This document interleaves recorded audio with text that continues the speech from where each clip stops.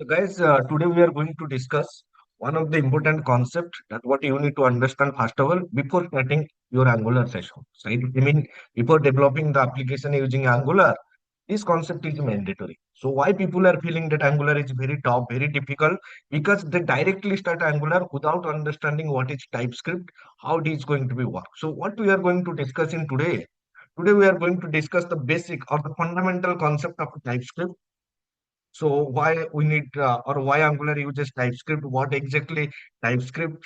Then how you can write program using TypeScript? And then again, I'm going to discuss all the basic and fundamental concept of a TypeScript, like data types, starting from the data types, operator, variables, class, function, object, interface, inheritance, generics, enum, tuples, unions. All these things I'm going to discuss.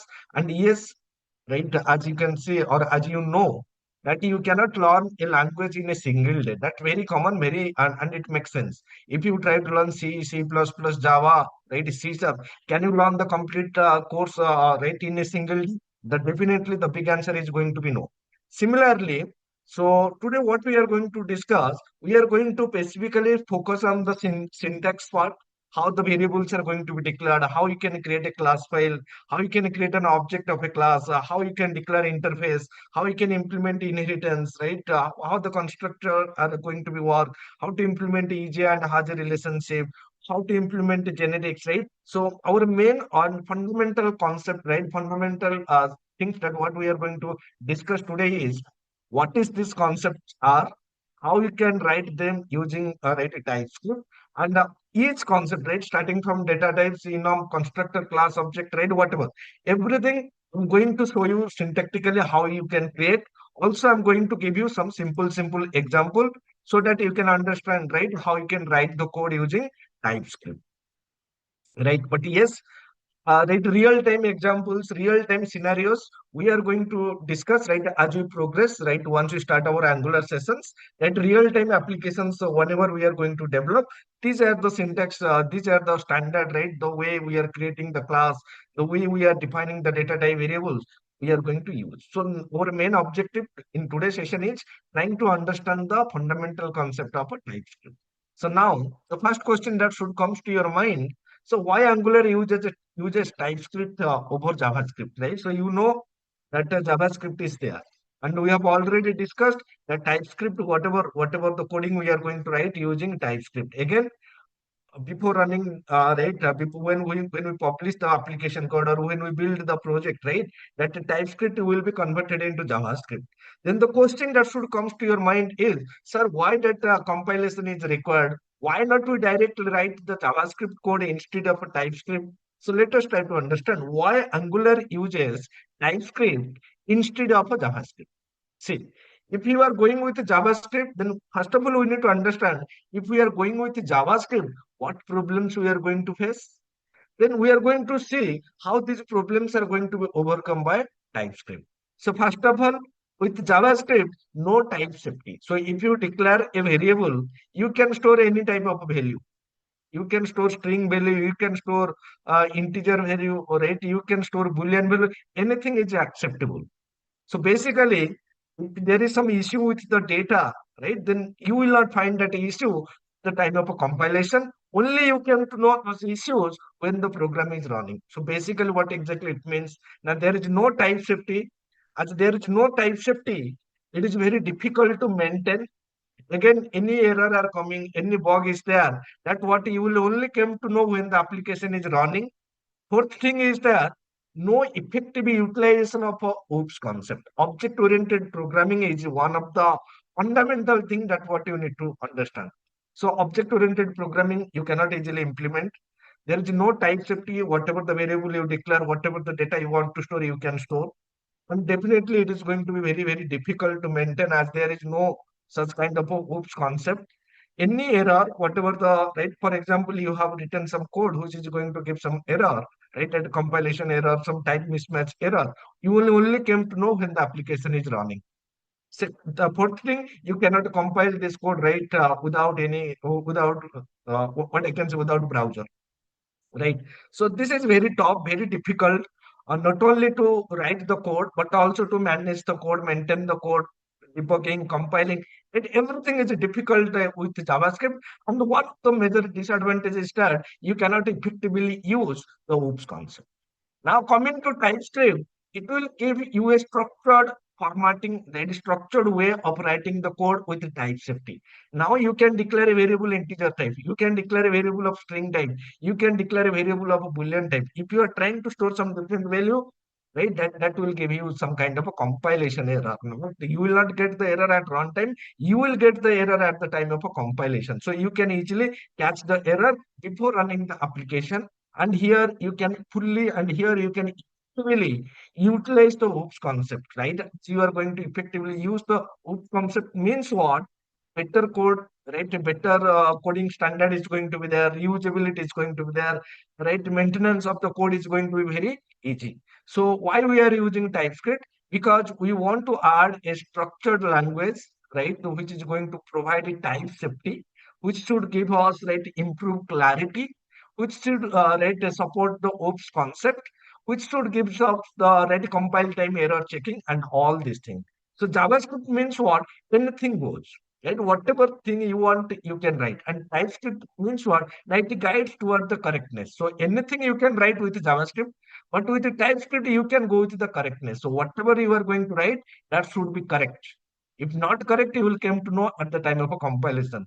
With JavaScript, there is no such correctness is available. Whatever you write, you can write, and once you run the application, then only you come to know what is right, wrong within your code. So this is the reason why Angular uses TypeScript instead of a JavaScript. Clear? Yes. Clear, Yes. guys? Yes. Right? So catching error, self documenting, editorial support. Editorial support means what? Auto completion, going from one function definition to another function, right? That means go to definition, refactoring. Suppose one code you have written, you have to create a simple function. So all these things, right? You can easily, right? You can easily implement with the TypeScripting. So now, what is actually TypeScript? So TypeScript is a language, right? It is built on top of the JavaScript, and this language is provided by Microsoft. So it is a language which is built on top of the JavaScript by Microsoft, right? So you can say it is a strongly typed programming language, right? It is a programming language which is going to be strongly typed. When I'm saying strongly typed means what? You can define the data type. So type checking, whatever the type you want to declare, you can declare. That is going to be checked at the time of a compilation. And again, the compiler will convert our JavaScript code to, sorry, compiler will convert our TypeScript code to JavaScript before it is running into the right browser. So what exactly this TypeScript is going to provide? So TypeScript is a strongly typed programming language built on top of a JavaScript, developed and maintained by Microsoft. It extends JavaScript by adding features that help developers write safer, write maintainable code and more predictable code, which is going to help you for a large application development. So it gets the error early. It will improve your code safetyness. So the data type you are going to define, it is easy to read and maintain. OOPS concept is going to be there, and right, it is specifically designed right for your large application. So you can consider whatever JavaScript code plus strict type is going to be TypeScript. So it is built on top of the JavaScript, plus it is going to provide you the strictness. So these two things, if you combine, that is going to be TypeScript. And this is the reason why we are going to use TypeScript in Angular application development. Clear? So what is Yes. TypeScript? It is a strongly typed programming language built on top of the JavaScript provided by Microsoft. And right, it gives you right a type safety. Type safety, OOPS concept, improve code quality, easy to maintain, manage, all these things, right, you will get if you go with this TypeScript. But behind the scene, when you compile your application, this TypeScript code will be converted into JavaScript. And that JavaScript is going to be run in the browser. Clear? Right. Yes. So if you see in this case, let message equals to hello. So this is how you declare a variable in JavaScript where you can store any type of value. Now with the TypeScript, you can declare let message. This is the variable name. String is going to be the data type hello. Now once you declare this variable, right, of string type. You cannot store integer value, you cannot store boolean value. So as you are mentioning that the type is going to be string, only string value is going to be stored. But here you can store anything. So we'll discuss syntactically, right, how it is going to be there, right? We are going to discuss now. So why TypeScript matters in Angular projects?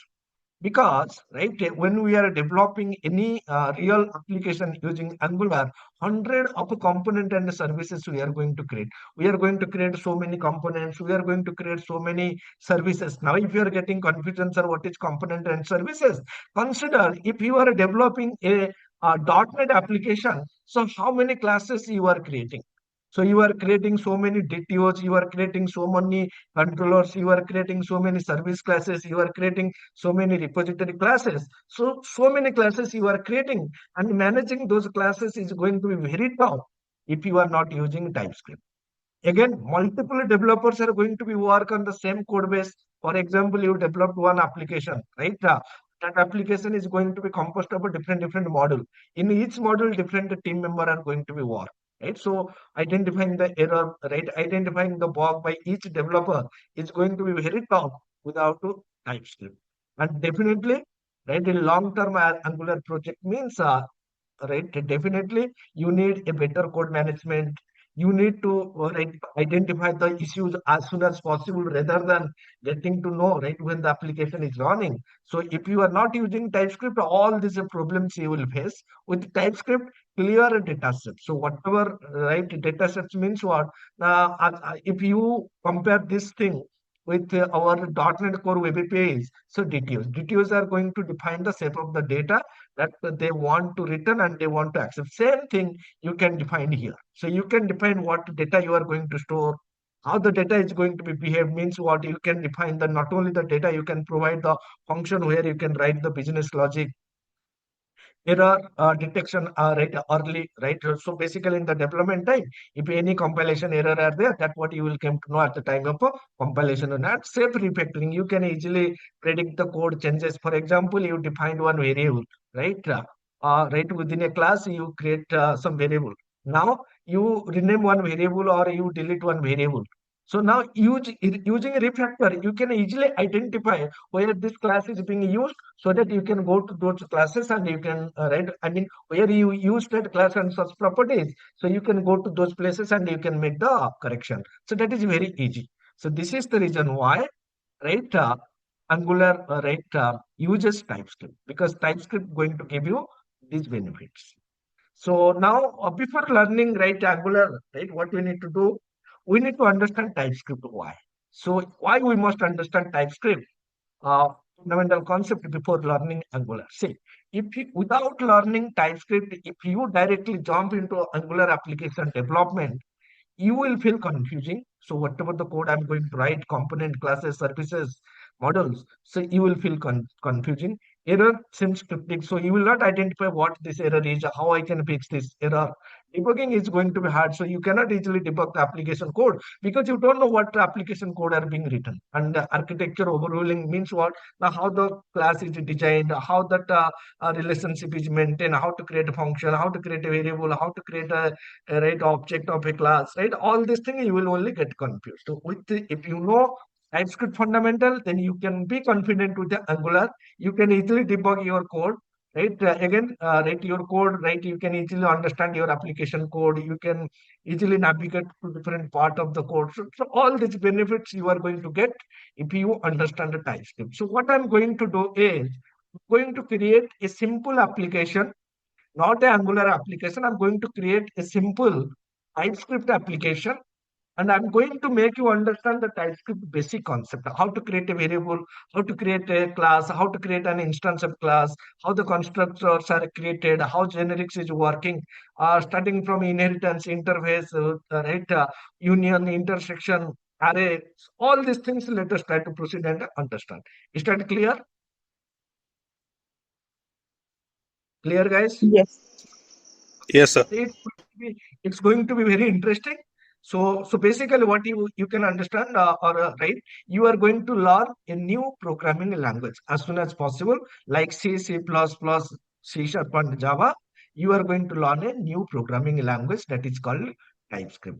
So let us first understand. So first of all, you need to ensure for working with the TypeScript, you should ensure that Node and NPM are installed on your machine. Yesterday we have discussed, right, how to install a Node and a NPM Angular CI and Visual Studio Code. So for example, I want to check which Node version is installed, Node 3. I want to check which version of npm is installed. So you can see these two things. So this node and npm must be installed, right? So then what I need to do, right? If you are not using Angular, right? Directly, if you want to write TypeScript, then you need the TypeScript compiler. Sir, what is the use of a TypeScript compiler? See, you cannot execute the TypeScript class. TypeScript means it's a class which you cannot execute. Which class file, right? Which file you can execute to see the output of the JavaScript file. So basically, I need a compiler which should convert my TypeScript code to JavaScript. And that compiler, right, is required if you are developing this TypeScript application alone, but not required when you are developing the Angular, because when you create the Angular project, you will right, automatically install that compiler. So going to do first of all, I'm going to install right this TypeScript compiler, and we have already installed this npm package, new right node package manager. So using this npm package manager, I can install TypeScript compiler. So npm means node package manager. Install means it is going to install the package. G means it is going to install globally. And what package you are going to install? I'm going to install TypeScript. So basically, this is going to be the compiler. So this is one package. So basically, your TypeScript compiler is installed globally. Now you can use that compiler to compile your TypeScript code to JavaScript. So once this is done, right? Next, what I Sir, need to do? sorry Yes. Anyone Yes, having sir. any question? Yes, sir. Node.js, we are installing it for compilation only, right? To compile TypeScript to JavaScript. Node.js is not for this compiling, right? Node.js is going to be used by Angular, right? And without Node.js, if you are not installing Node.js, then how you can install npm? npm is going to be installed automatically when you install Node.js. If there is no Node.js, that means that there is no npm. If there is no npm, if npm is not installed on your machine, you cannot install anything else on, right? Any package, anything you cannot install. So this Node.js is going to be used by Angular. This npm is the right package manager which is going to install the third-party packages. But now what I'm going to do, I'm not going to use Angular. I'm going to write the TypeScript directly, right?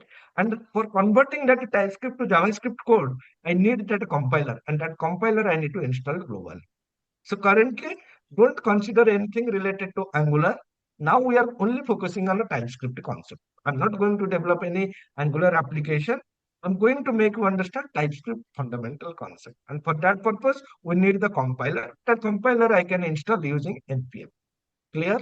Yes, sir. If you are developing any Angular application, then within that application, that corresponding compiler is going to be installed automatically.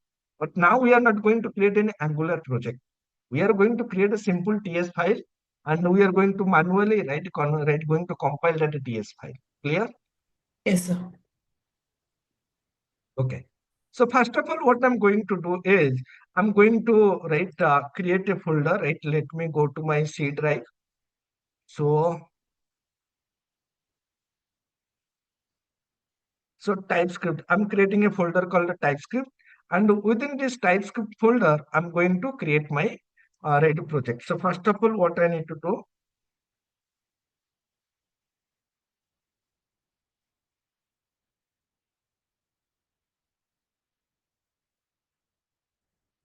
open Visual Studio Code,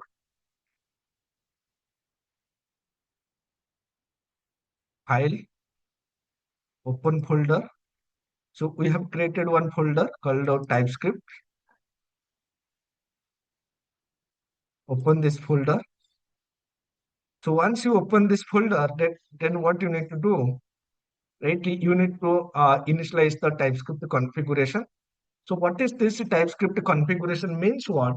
It is going to contain one file, and that file going to control how the TypeScript code is going to compile. So TSSC I init command. So basically it is going to, okay, so let me open the terminal window, and right to this terminal window I'm executing this init command, and this init command, right, you can see it is going to create one file, right? Let me open. So you can see it is creating one ts.config file, and this ts.config file, it is going to contains the command, right, which is going to which is know how to compile a JavaScript, how to compile a TypeScript file to JavaScript. And for this to work, you should install that the compiler, right, globally, and that we have already installed. See, we have already installed this TypeScript compiler, and as we have already installed, now we can create that config file, ts config. What is this ts config file content?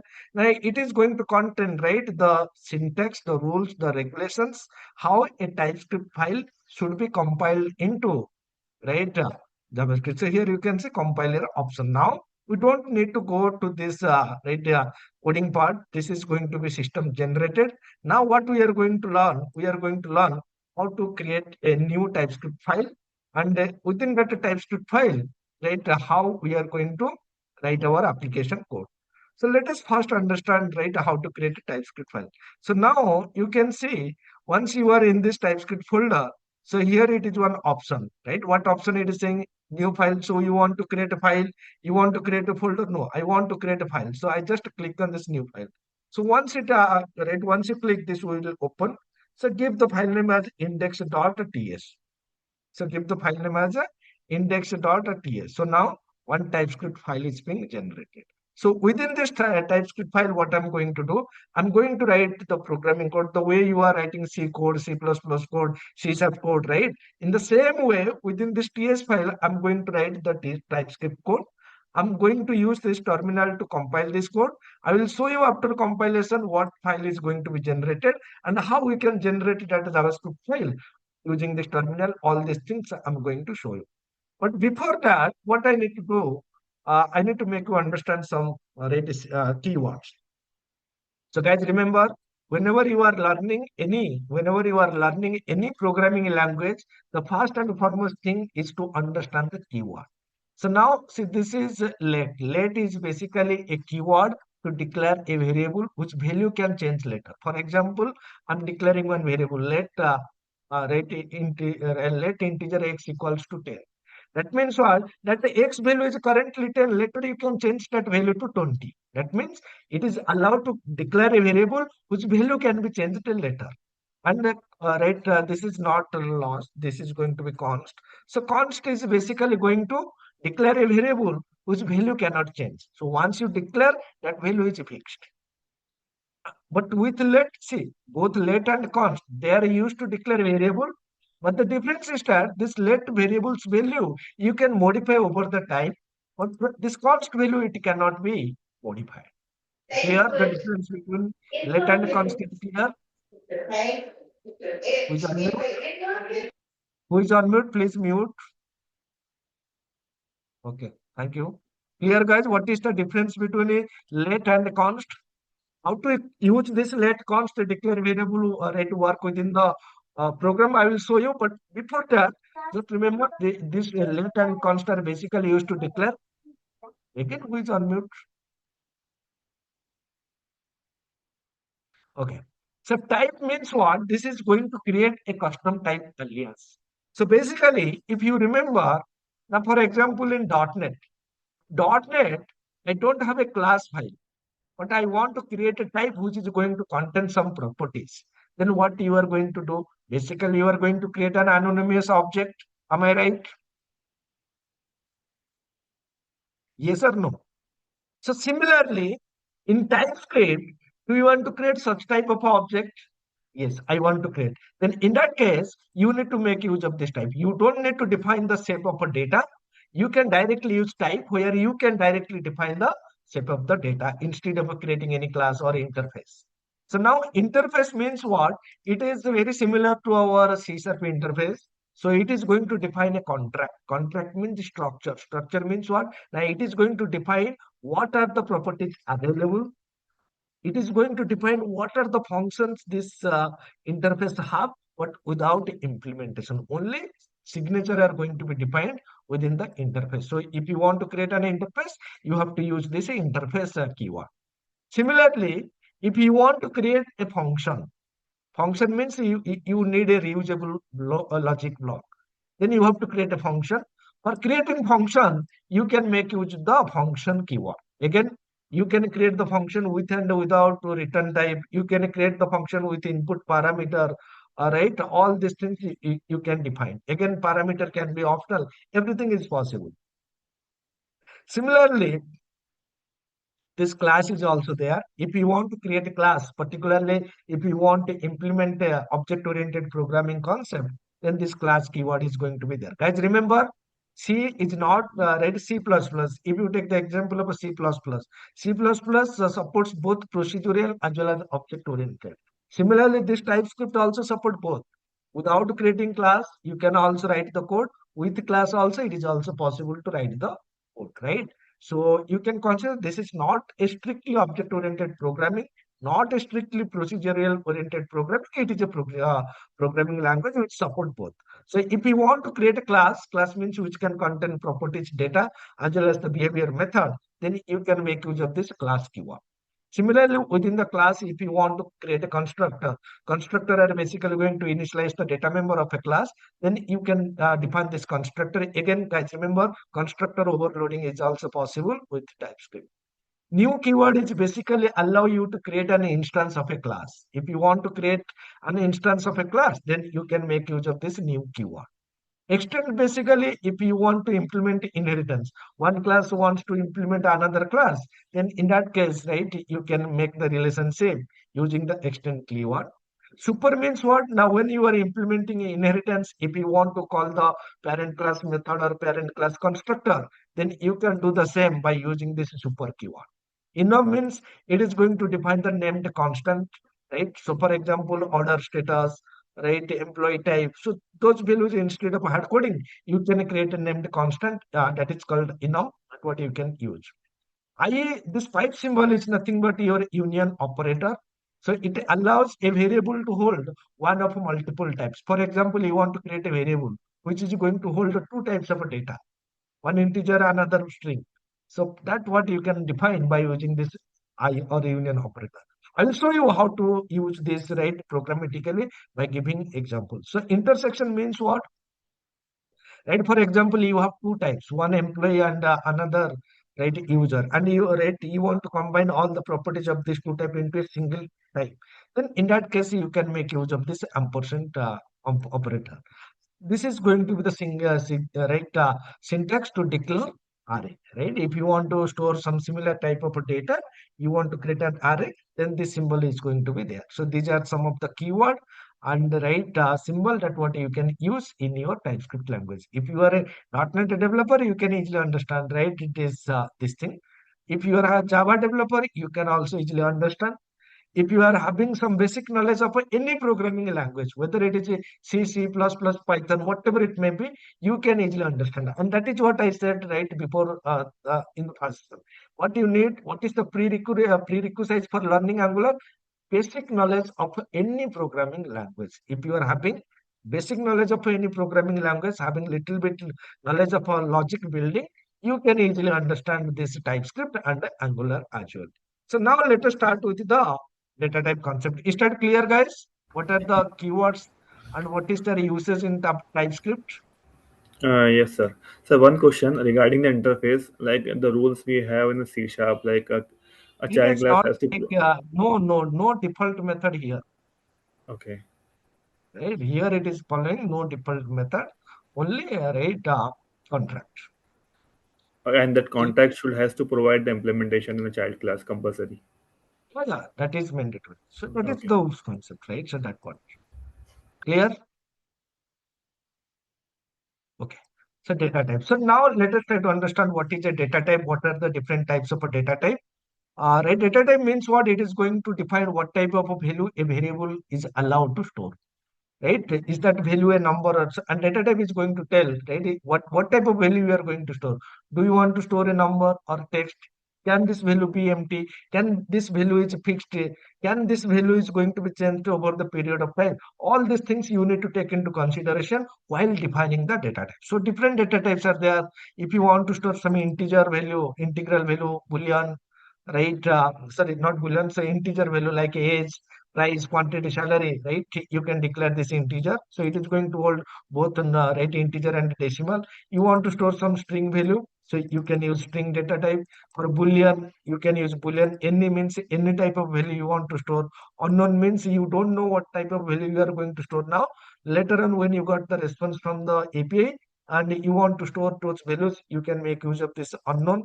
Void means no data type. So basically, this void is specifically used as the function return type. So rather than putting the void here, we should remove that one from here. That is, void is not a data type; it is a return type, right? So null means right, if this variable has a value or not, right? And if you want to ensure that this variable can be null, right? Can be null means it can store a value or it can be null. So in that case, you can define this null. And undefined means it represents a variable that has been declared but not assigned with any value. Null means that variable is assigned with null value. Undefined means it is not assigned with any value, not even null. So if you are not getting right all these things, don't worry what I'm going to do. I'm going to show you how you can do this thing, right? How you can understand all this data type by giving one example, right? In TypeScript. Also, I'm going to show you how you can try to compile the TypeScript program and how you can execute the TypeScript program. Now, so I have written this code here in my right editor. So here, now I created this index.ts class file, and within this class file, I have written this code. So now please observe. So how to declare a variable? So for declaring a variable, we need the data type. So what is the syntax? I have already told you a let and const. These are the two right keyword which is allows us to create variable. So what I'm doing here, let price number, right? Let price. So this is the syntax. Let is the keyword which is allow us to declare a variable. Here price is nothing but your variable name. Number is the data type, and this is the value that what we are assigning to the price. So what is the syntax? Let variable name colon followed by the data type assigned with some default value. Clear? How to declare a variable, is that clear in TypeScript? Yes. Can anybody tell me, right, how we can increase the right? Uh, I mean this font size. Anyone having any idea?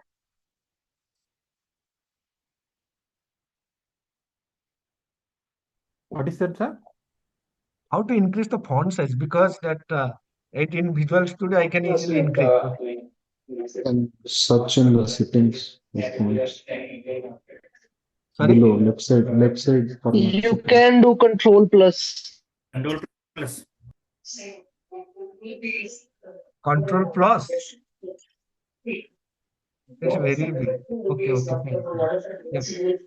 Now it is visible to all of you. Yes, sir, it will be like larger, big size.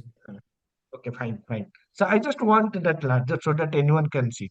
Okay. So first of all, how to declare a variable in TypeScript? Is that clear? Yes. So you have to use let. This is the variable name, and right, this is the data type. So now here you can see observe one. If I'm using capital L, is this giving me some error? Yes. Yes. So what is it? It is saying unknown keyword or identifier. Do you mean let? So this intelligence, what I'm getting here, I will not get in JavaScript. So you can see now easily you can fix this one. Now what I'm doing, please observe. So if I'm using capital M, right, is this giving me some error? No. Yes, it is. So because here it is not telling, right? It is a data type. So it is assuming this is any complex type. So here it is declaring variable. This is the data type. Data type means it can be your predefined data type or it can be a class. So in this case, it is not giving any compilation error here, but at this point of time, it is giving this compilation error. It is not identifying that this price is a right integer value. I mean this integer data type, and I can apply mathematical operation. So here you have to be very sure, right? So here you need to use. So any keyword means they are always going to be in a lowercase. So now you can say I have declared one variable which is going to contain the number, and this is going to contain the quantity. What I'm saying, that this number data type going to contain both. Both means what? You can see here I'm storing a decimal value. Here all I'm storing a integral value. So now can I apply mathematical operation on this data type? Yes. So this is the integer. This is the right or integral type. So you can apply mathematical type, and whatever the result, that what you can store inside a variable. Again, that variable data type is going to be number. So in this case, this arithmetic operation is same. But if you go to this right JavaScript, then if there is some, if you are declaring a variable of a string, another one of an integer, then this compilation error you will not get. Clear? Yes. And this console.log means what? Again, guys, remember, this is after compilation, this will be converted into JavaScript.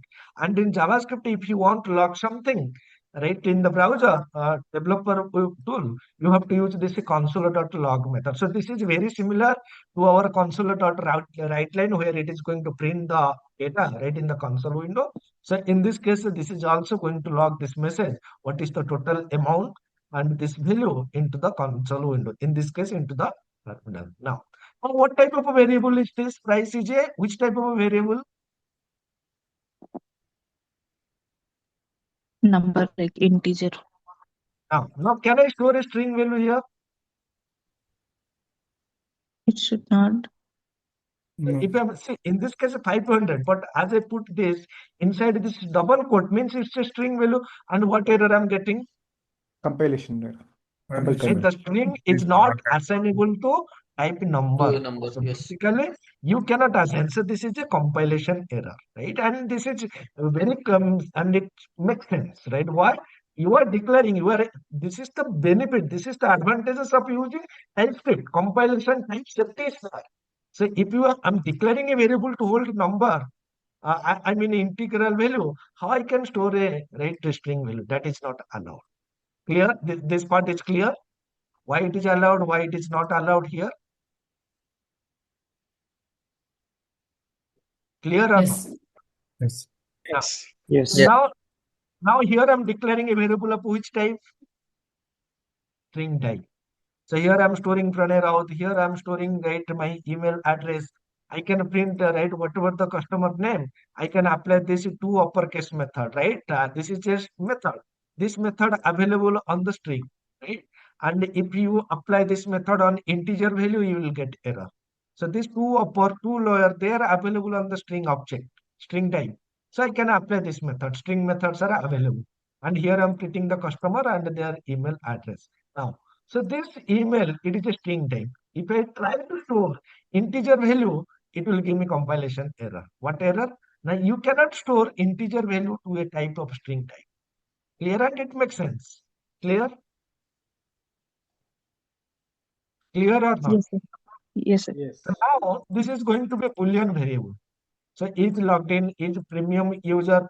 So this is Boolean data type, value is going to be true and value is going to be false. So you can also apply the conditional statement, looping statement, all this thing we are going to discuss. If is logged in, means if this is true, it is going to print this message, user is logged in.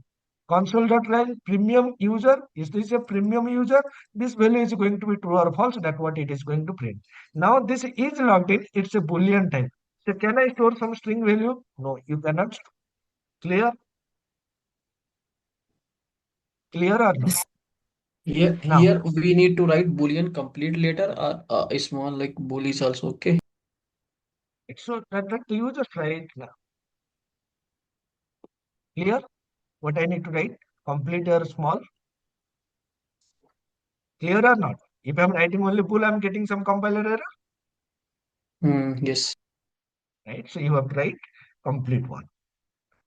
So now you can say this is array. So cart items, right? Cart item means what? You can say I'm declaring a number. So this number and this is nothing but one array. You do not need to specify the size here. Based on the assigned number of element, that size is going to be taken automatically, right? So how to create an array? For creating array, you have to define. So if you do not provide this array symbol, then it can hold a single value. But if I'm providing this array symbol, means what? I need to provide a list of values. Again, this is one integer array. This is going to be a string array. And here, right, I can directly pass this cart item. So what exactly it will do? Now, whatever all the data available, they are going to be displayed here. And here on string data type, I can apply this join. So each value it is going to display, right, separated by with command space. So now in this case, you can see. So this cart item prices. So which data type is this? Number. Number. And if I want to add another item, I need to use the push method. But in this case, you can see if I'm putting a string value, it is giving me error. Why? Because this data type, right, this number is, this cart item prices array is a number array. So number array means you can only store number, right, number value. Suppose you can store 300, that is acceptable.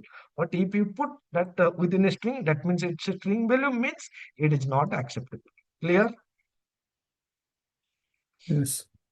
So how to create an array, is that clear? Yeah. Now, Yes, sir. now what I have mentioned, that this operator is also available, which is going to define one of the multiple values. So basically selected coupon. Selected coupon, till now whatever we defined only one type. So only that type of a value it is going to store. So selected coupon, what I mentioned here, string or not. Means what? Means what? Now this value can store string value or can store null value. It can be string or null. So two things it is going to contain, right? So basically, if you remember, right, yeah, we are putting a question mark so that that variable can hold null value in C#. So here it is like this. So you can define this variable which is going to store string value or null value. So selected coupon equals to null. You have to print this message, and here you can see the selected right here. What I'm providing here, I'm providing the default value null. So when and here you can see string and undefined. So what is the difference between a null and undefined? Here null I am assigning, and here undefined means what? Now I have not defined any value. I have only provided that declaration.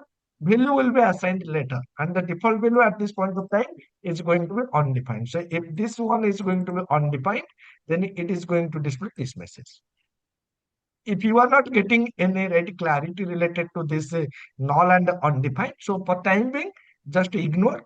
As we progress, you will get more clarity, right? Once we access the APIs, right? Once the API return the data, so how you are going to manage the data, we'll understand. But what is the simple statement? What I need to make you understand is, so in this case, what exactly it means? Now, it means we are creating a variable and we are initializing that variable with null. So that initialization is happening here.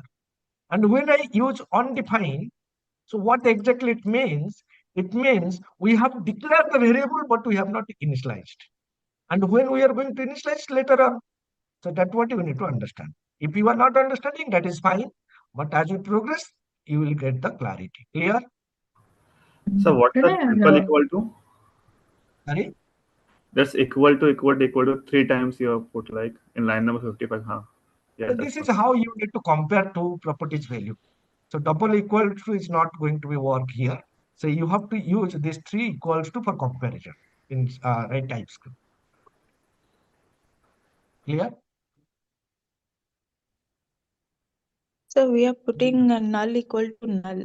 So we need to oh, have that equal to null also when we are defining it as null and string. See, basically what exactly it means? It means this variable can hold this type of data and this data. So it can store string value, it can hold null value. And Okay. here, this variable can hold this value or this value. So string means it can hold a string value or it can hold a null value. That is the reason why I initialize with null. So by default, in this case, it is holding null value. In this case, it can hold a string value plus it can hold undefined. So when undefined means what? Now undefined means that variable only declared, not assigned with any value. Later on, you can assign. But here, while creating a variable, I'm assigning that value, right variable with some value. So basically, what it means? It means when I'm declaring a variable, I'm assigning some default value. While I'm declaring a value, I'm not assigning any default value. If I'm assigning some default value, if that value is null, then you can use null. And if you don't want to assign any value, then you can define with clear. Okay. Right? So in this case, it can be string or null. In this case, it can be string or undefined. Undefined means as long as you have not initialized, this is going to be undefined. And once you initialize, then that value it is going to store. So now If I this have is not assigned any, sorry, if I have sorry. not assigned any value to, if I have not assigned any value to delivery instruction, so it will be undefined. So if I try to print delivery instruction, what will be my output? So you have to declare now this one. For example, you declare here delivery instruction. Right? Here you put this one. That's it. So if So it if is I'm not undefined, assigning any value, and if I'm trying to print the output, it is going it's to be undefined. undefined. It is undefined. Yes. Okay, so that is what I'm saying.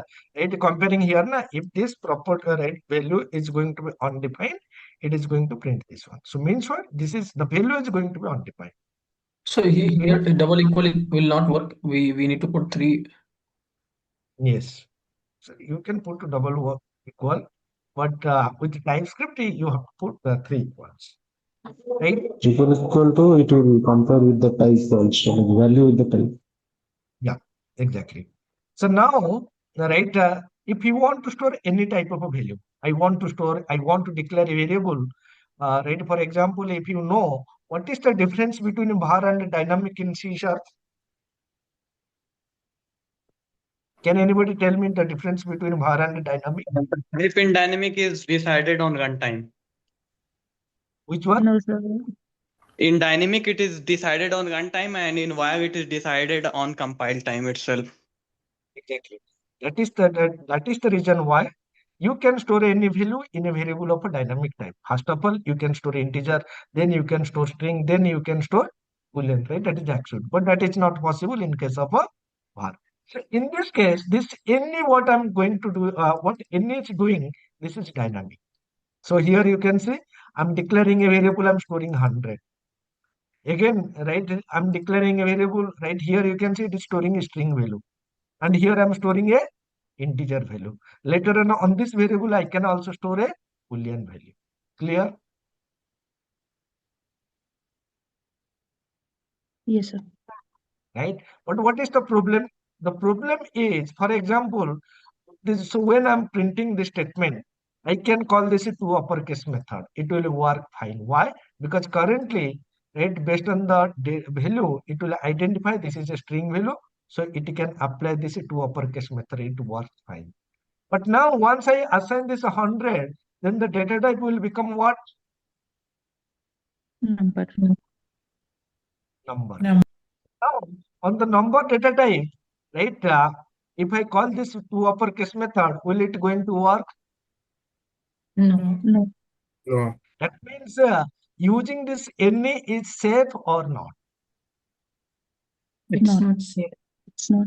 So that is the reason why you should never use any in your programming.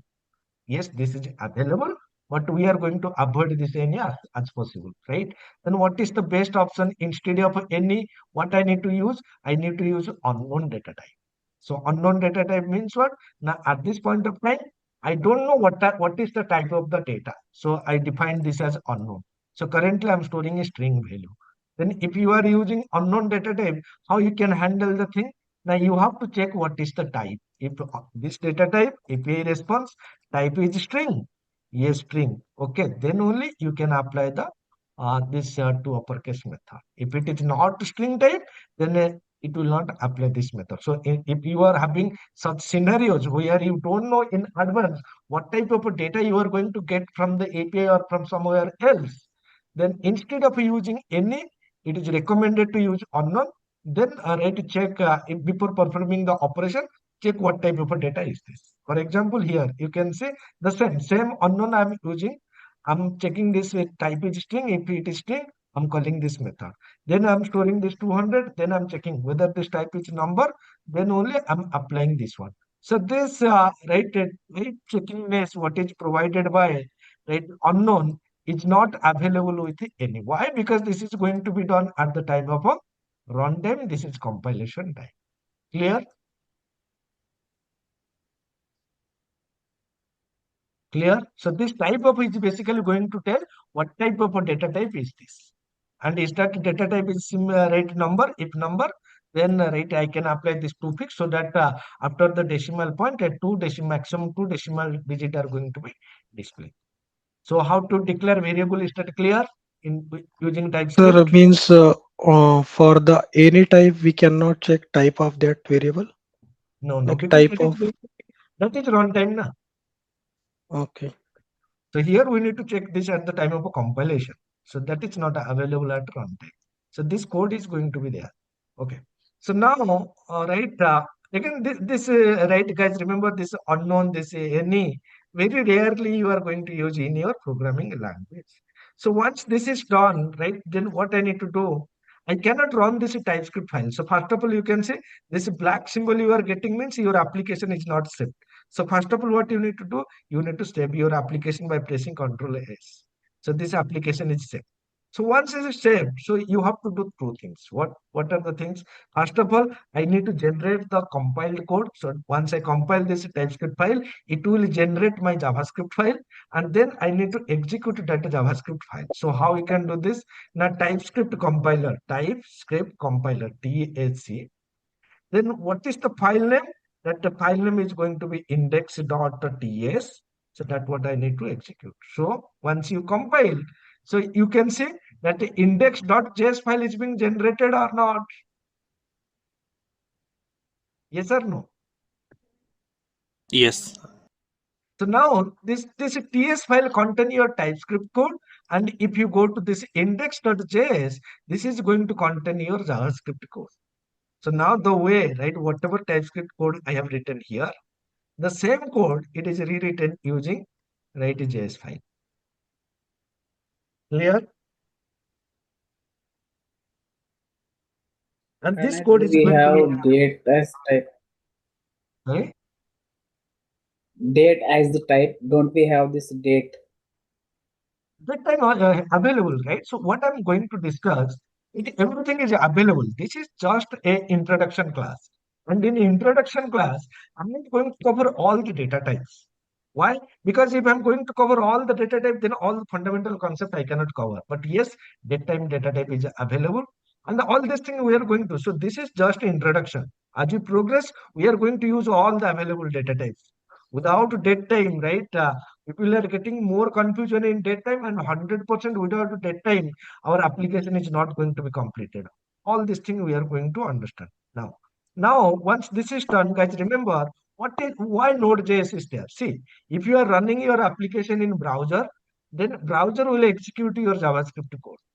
But without using browser, if you want to run your JavaScript code, then for that purpose, Node is provided to us. So now what I need to do, I need to use Node, whatever your JS file, index.js, that's what I need to provide, and press the enter button. So once you press the enter button, you can see this code. So this is what it is ready to me. So total amount, customer email, premier, right? All these things it is printing on the console window. Clear? Sir, one question like, is it compulsion while declaring the variable, the type, or Yes. we can assume I'll like come to that. giving. I'll come to that. I'll come to that part in now. You will Okay. understand whether it is declared or not. First of all, this data type concept is clear. Yes, sir. So let me clear the screen now. Now there is a concept called type inference. So type inference means what? Now with the, right, for example, right, if you are not providing the data type, so particularly if you are not providing the data type, And while declaring the variable, if you assign some value, then based on the value, it will automatically decide the data type. That is called a type inference. So let us try to understand this type inference without declaring the variable, how it is going to be work. I mean, without specifying the data type. So let me go ahead. Select course name. Did I mention that, right? I mean, did I mention something like this? So here it is going to be string. So I mentioned string. So if I mention string, this is going to be string data type. What if I do not mention the string here? Then what will happening? Now in this case, am I specified some default value? Yes, I specified. What type of a value? String value. So automatically Angular, right? Automatically TypeScript will import the data type. So based on the assigned value, it will decide that a type is going to be string. So is it like where? Yes. Exactly, it is like var. So based on the assigned value, it will define the data type. So once, right, as you can see, it defines the data type as string. Then later on, with any, you can store any type of a value. But with var, can I store some integer value? Not allowed. Clear?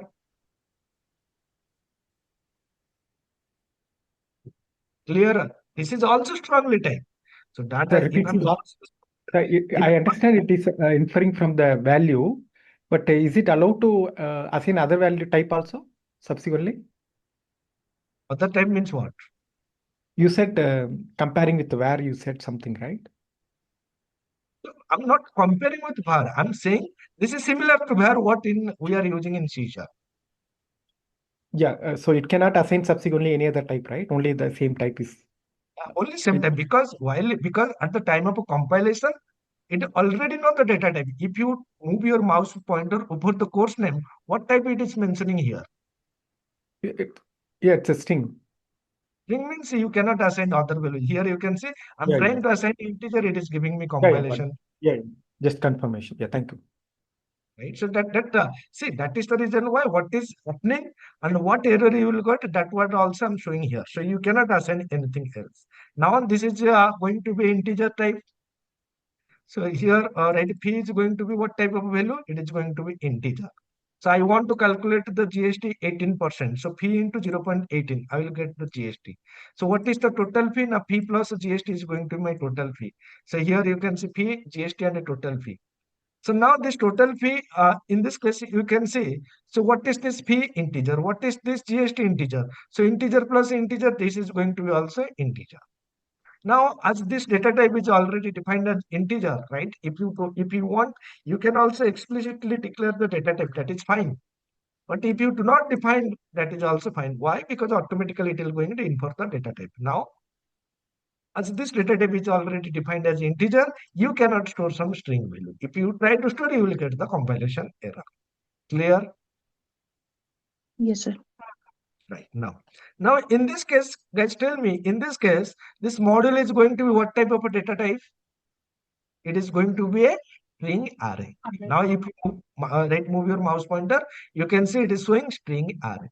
So if you define the data type, that is fine. If you don't define the data type, that is fine. But only, guys, remember, this is only going to be work when you are assigning some default value. Clear? Yes, sir. And if you want to push something, right, this is a string array, you can assign some string value. But if you try to insert some integer value, it will give you error. Why? Because the data type is going to be string and you cannot assign some integer value. Clear? So with these changes, what you need to do, first of all, save the changes.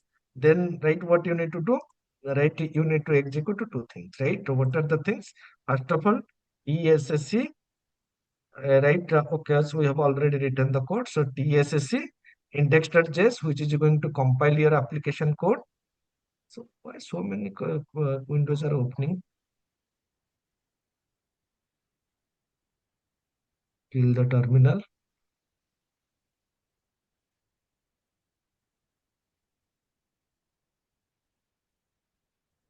Okay, I think this is because of that flaws, right? Now open the terminal. Okay. tssc.index.cs, and then tssc. Right, yeah. See, for compiling the TypeScript, you have to use the TSSC. For running the code, write JavaScript code, you have to use write Node.js and execute this one. So here you can see course name, key, GST, total price. That's what it is showing here. Clear, guys? Yes, sir. So this concept is clear. Now, the next thing what we are going to learn is a interface. So before proceeding, can anybody tell me what is exactly an interface is?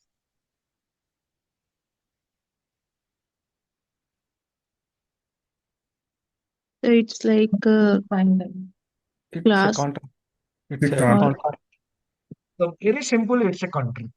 It is a contract means it is going to define the structure of an object, the shape of an object, and the implementation class, right? They are going to provide the implementation. Let us try to understand, right, how you can create an interface with the TypeScript and how you are going to work with the interface. So let me proceed and right, let me add this code file here.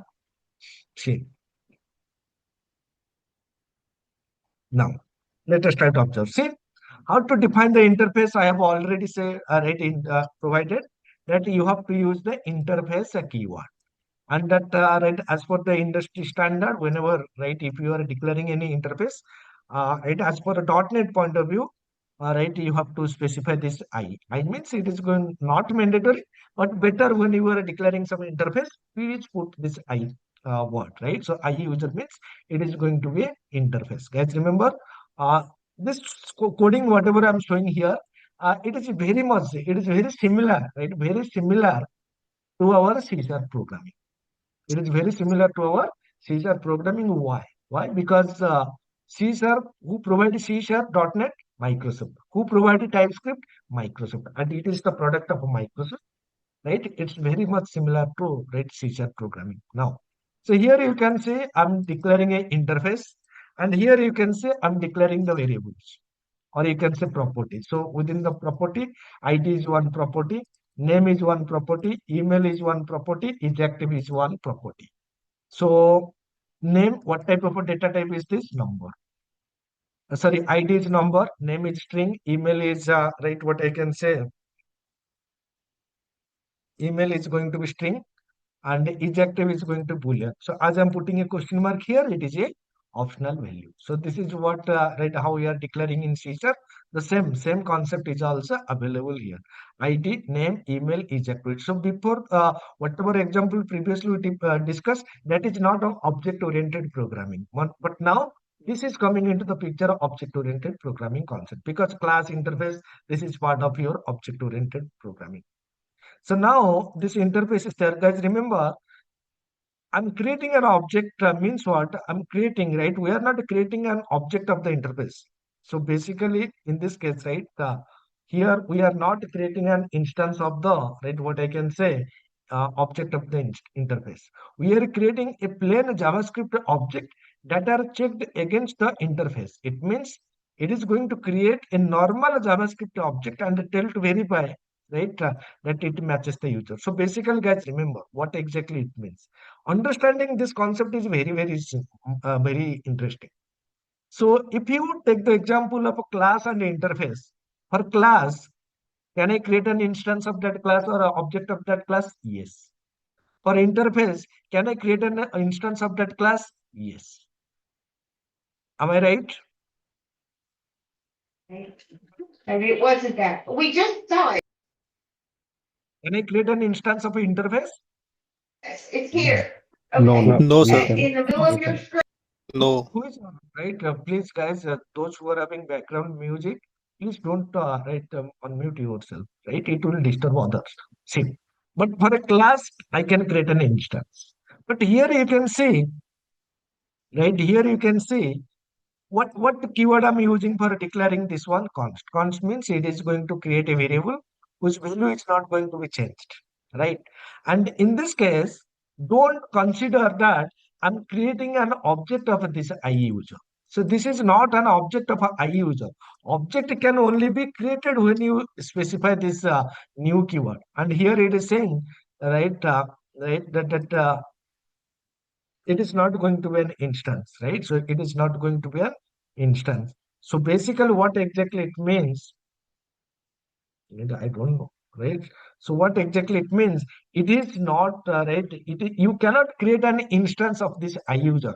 So when I'm saying creating an object means I have to use the new keyword. And with the interface, it is not allowing you to use the new keyword. Means what? It is not an object. So now you might be one question, sir, if it is not an object, then why you are using this let or const and creating a variable of this type and assigning value to this property, then what exactly it means? It means in this case, it is not going to create an instance of a I user. It is simply going to create a variable of a user one and the object, or you can say it is going to create an object, is plain JavaScript object. So plain JavaScript object it is going to create. We are specifying this right iUser here to specify whatever the properties I'm going to define within this JavaScript object, those properties should be available within this interface. What exactly means? It means it is not an object of a IE user. It is a plain JavaScript object which is going to contain such properties which are available within IE user. So, sir, how you can prove this? So once I compile this code, right? Once I compile this right, TS file, then you will see when it is going to create this user one JavaScript object, you will not see this IE user anymore. Why?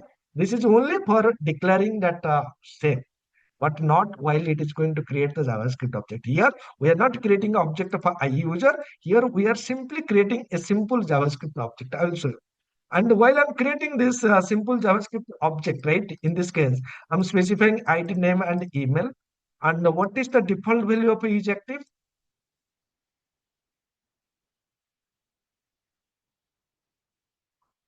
False. False. That will come into the picture. Similarly, I'm creating another user, you can see, another JavaScript object. And here I'm specifying that is active also true. Then I'm printing the user one and I'm printing the user two. So now in this case, you can see this is one JavaScript object. This is another JavaScript object. I'm not saying it is an object of a iUser or I'm not saying it is the object of a iUser interface or a iUser interface. I'm saying it is a plain JavaScript object. This is another JavaScript object. So why we need this one as so a, we can use a a const variable. variable See, of a user type? see, basically you just tell me if I'm not using iUser, then what problem I will get? I want a complete set. See, if I'm not using iUser, then what I will get? I can create something like right username.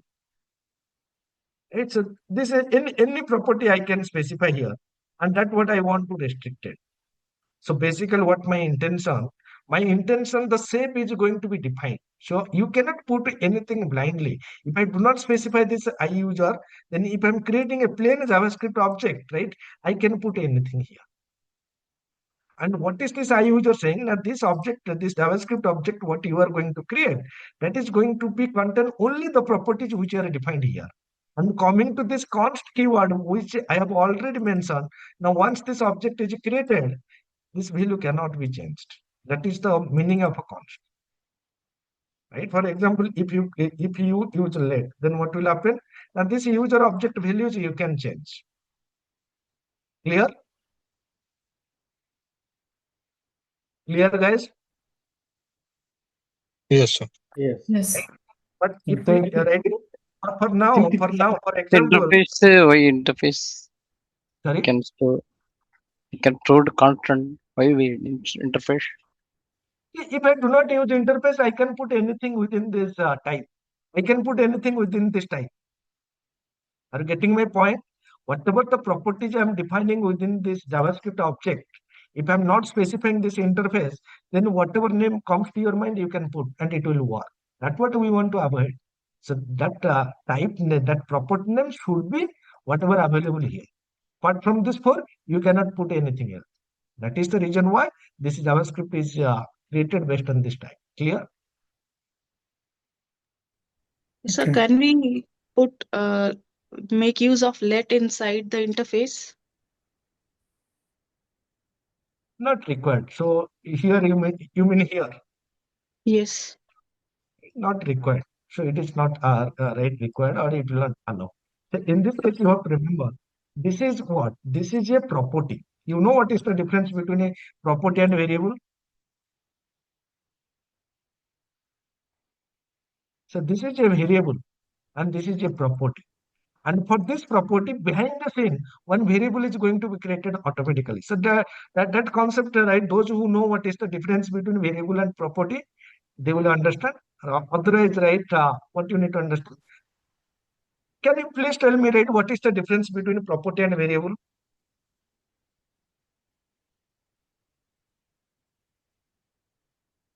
Property is to access the variable field in the class.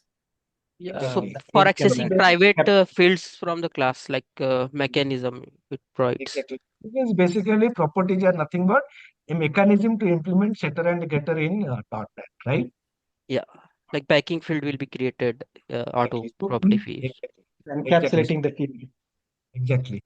Right. So here these are properties, and here this is a variable. So when you are declaring a variable, you can make use of let keyword. And here by default that let keyword is already there. You do not need to mention that let keyword explicitly. Automatically you are creating an interface or class means automatically that variable, right? What you specified here already let. Yeah, so another question, like in general C#, we don't define property in the interface. I know it's a different one, but just Who told want you who told you that you never define properties in the interface? the state we don't define, right?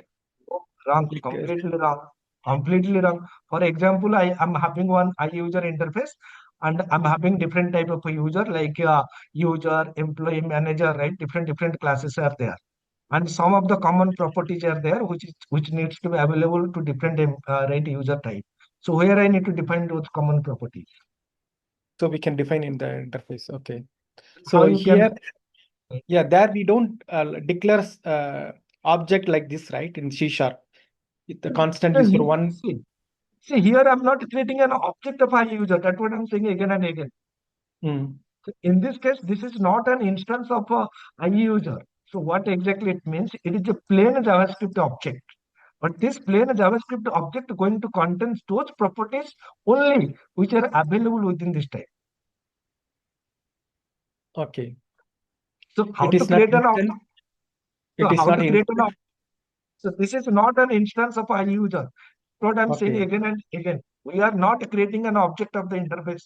We are creating a plain JavaScript object that are checked against interface. It means it will create a normal JavaScript object and tell it TypeScript to verify that it matches the IE user. So it is a plain JavaScript object. Oh, So when okay. I'm going to discuss the class concept, at that time I will show you how to create an instance. Then I'm going to discuss that inheritance concept. I'll make you understand. But now Okay. this is plain. That means user one is of type IUser No, and it well No, no. right. no. User one, it's a plain JavaScript object. Okay.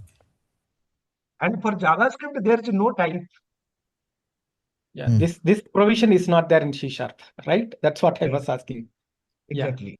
This is TypeScript. So, and something different than JavaScript, right? What I can say C#. Here, this is our plain JavaScript object. So, what exactly it is telling to the TypeScript? Hey, Mr. TypeScript, please create this as a normal JavaScript object, not an instance of a user. Whatever the properties are going to be created inside this object, please try to check whether these properties are available within this type or not. That's what it is simply saying to the TypeScript. Clear?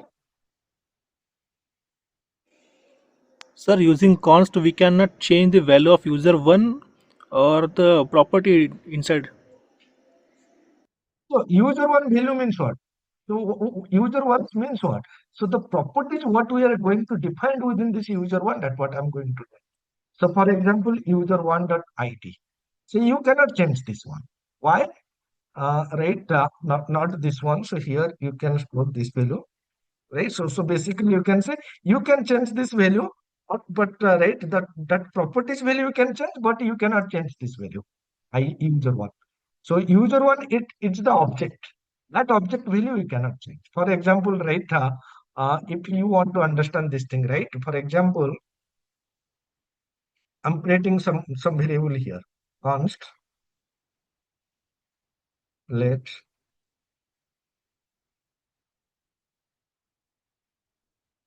number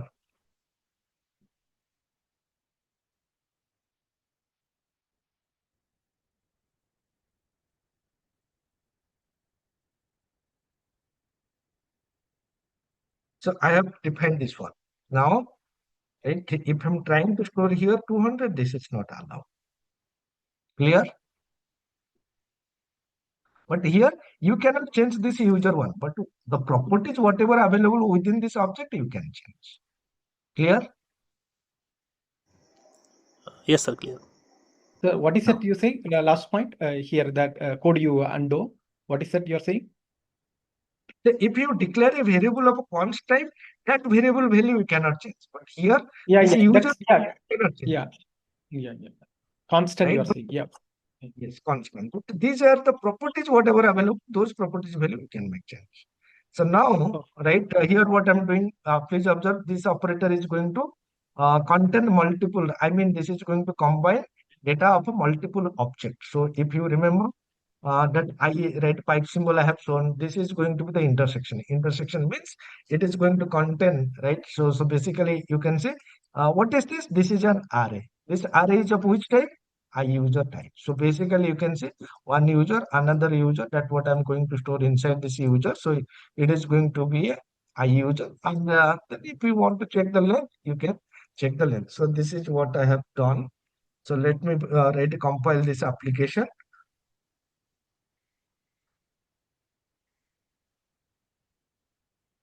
So how to compile this application? index.cs and how to run the application? Node index.js. So user one, you can see these are the data. User two, these are the data. Total user is going to be 2.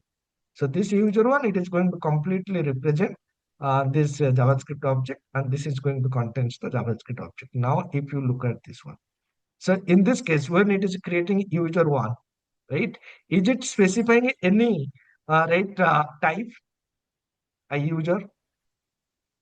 No. No. No. If you copy this code here, right, what will happen now? Please observe. So if I'm providing this one, right, user 11, right, what is happening? It is aligned. Now, if I store here user name property, is it going to give any error? No. No. No. Then why it is not providing an error? Because it is a plain JavaScript object. Whatever you want, you can specify. But now, if I'm going to specify here I user, then what will happen? Now it will give you this error. So randomly you cannot put anything. If you want to put anything, please check that type is available, that property is available here. Yeah. You with respect to constant, so you say the user one dot ID I can change. That's what you're saying, right? Yes, that value you can change, but that constant object itself you cannot change. Yeah. Can you show can you show me that uncomment that 52? Yeah. Why it is so? So this error is different. So this error means I'm trying to store a Okay. string value. Okay. If you are trying to store this integer value, it will happen. Okay. Thank you. For example, I save this one, and now if you compile this one more time, you will get the updated value.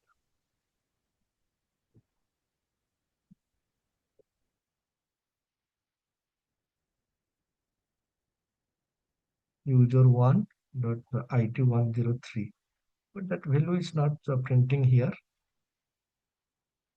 Okay, so we have already, right, after displaying this value, we are updating. That is the reason why it is not showing. That's fine. So now, every time you make the changes, you have to compile. So now it is showing 103. Yeah, thank you, sir. Yeah. So here you need to observe one thing, right? This is active, right? In this case, I have not specified that is active.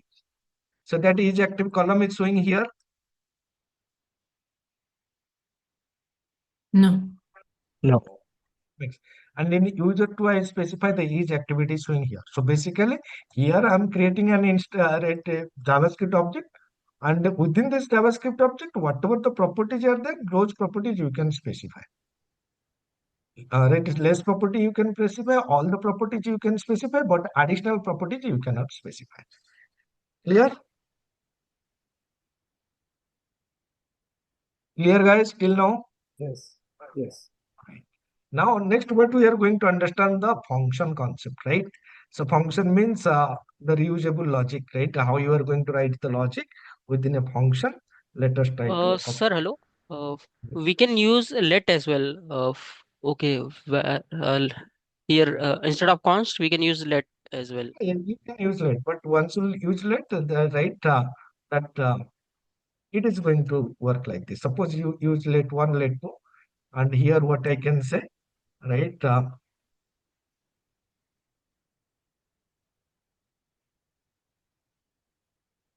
That assignment is possible, right? Okay. Both are going to contain the same data. You can change this object itself. But if you use const, you cannot, right? Let's do the Yeah, same thing. yeah, please.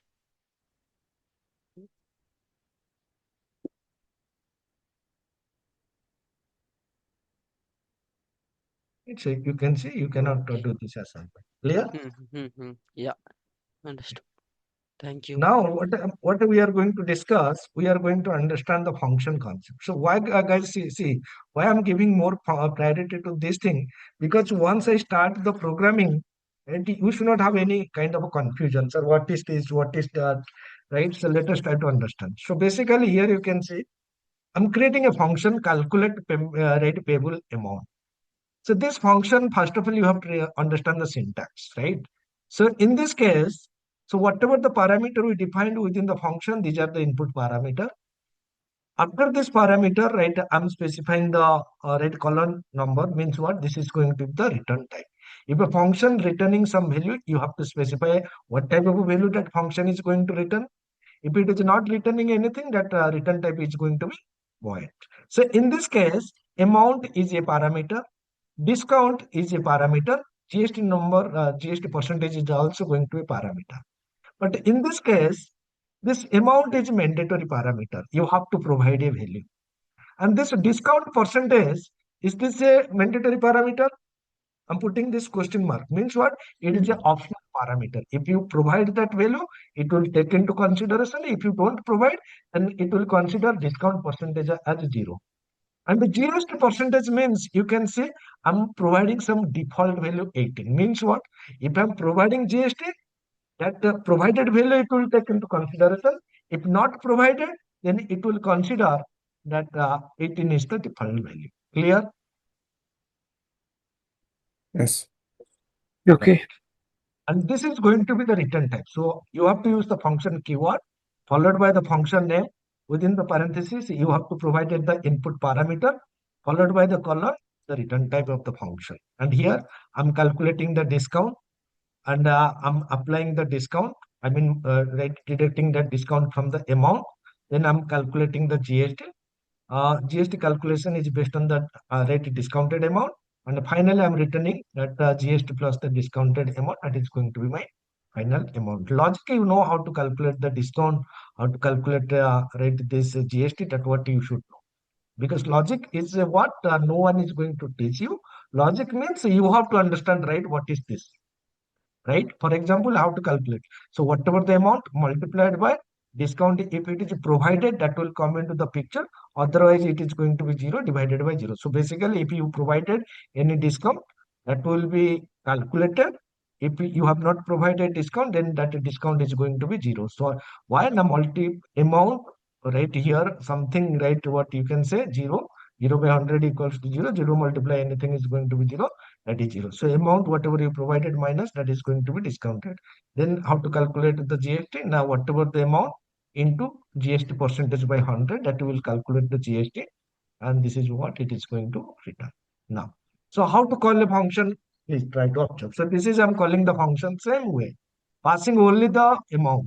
Here I'm passing rate amount and the discount. Here I'm passing the amount, discount, and the percentage. I mean that GST percentage. Clear? And whatever they are returning, that is going to be a what I can say integer value, and that's what I'm going to store. Here I'm not specifying the data type, and based on the return type, the data type is going to be defined automatically. For example, if you move your mouse pointer, it is showing the data type. So can I specify the data type here? You can absolutely specify. Data type is going to be number. So can I specify late here? You can absolutely specify late. Clear? Clear or Yes. not? What Now, is if that you sorry, last point? Last point at last. which one? Line number, please tell me. 40 something you said let. I didn't got you. See, instead of const, you can use let. That's what I'm saying. Let means this value you can later change. If you declare const, Okay. this value can never change. That is the difference we have already discussed. Okay. Here I'm specifying the data type explicitly. If I specify, that is fine. Otherwise, based on the return value, it will define the data type. Yeah, Here yeah, you can correct, see. correct. So now this is one function, and here you can see it is taking one parameter. Return type is going to be void, and it is simply log one message. Guys, remember one important thing you need to remember. So now within this first statement, I'm using tilde symbol, and in the second statement, I'm using double quotes. Clear? What is the difference between these two? So what? Anyone know right string interpolation in .NET? Yes, sir. Yes. So that string interpolation will be available here. But if you Directly. want to implement string interpolation, you have to use this tilde symbol. So in this case, what will happen if you are using this tilde symbol within this dollar, whatever you specified, it will consider this is a variable, and this variable value, right? It is going to print. If you are using double quotes, it will consider whatever available within this double quotes. It's a plain string. So in this case, it will print the value, and in this case, as it is going to print. Clear? And this method, as it is not returning anything, return type is void, so I don't need to store this value. You cannot write even void means you cannot store anything. Clear? This is clear how to declare a function with a input parameter, return value, input parameter, no return value. Clear? Yeah. Yes. Now what I need to do, I need to open the terminal. Right? Again, I need to build the project, and now I need to run the project. Now you can see bill, right? Whatever the amount it is displaying, invoice generated for Pronera and invoice generated for dollar customer name. Why dollar customer name? Now it will consider this is a string, and in this case, this is string interpolation. So if someone asks you what is the difference between dollar double quotes and this tilde, so tilde is basically used to implement a string interpolation. If I'm using double quotes, then whatever I'm providing here, it will be considered as a string only. Clear? Yes. Right. So now what we need to understand next? Next, we are going to understand the class concept. So what is a class? So class is nothing but it's a blueprint for creating objects. What is a class? Now class going to contain both data and behavior. Data means it is going to allow you to define the properties.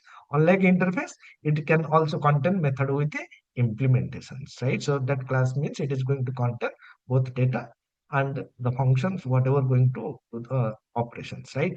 So let us proceed and understand, right, how to create a class with TypeScript so that you will get more clarity. So what I'm doing here, please observe, I'm just writing this one. Okay. So first of all, you have to use the class keyword. So like interface, you are using interface keyword. For function, you are using function keyword. Similarly, for creating a class, you have to use a class keyword. Similarly, for creating a constructor, you have to use a constructor keyword, not the name. So here you can see this is a variable, and I'm not specifying that a type. So if you want to specify a type, you will not be able to do this thing. Why? Now, by default, that type is already specified. So now you can see this is a variable of type string. But what is important? I decorated, right? I decorated this with some access specifier. So can anybody tell me what are the access specifier? Access specifier means they are going to define the accessibility of the property, where you can access this property, where you cannot access this property, where this property is available. That is going to be decided by the access specifier. We have three different types of access specifier: private, public, and protected. Public means within the class, within the child class, outside the class, from anywhere you can access. Protected means within the class, within the child class, but not outside the class you can access. Private means only within the class, not even in the child class, not even outside. You cannot access. Private are only available within the class. Public are available everywhere. Protected are available within the class and to the child classes. Clear? Clear or not? Yes. Right. And Yes, sir. read-only property means what? Right. This property value you can only set once within the constructor. Not you cannot change change this property value from outside the class. So the way read-only is working right in a .NET, same concept is also available here.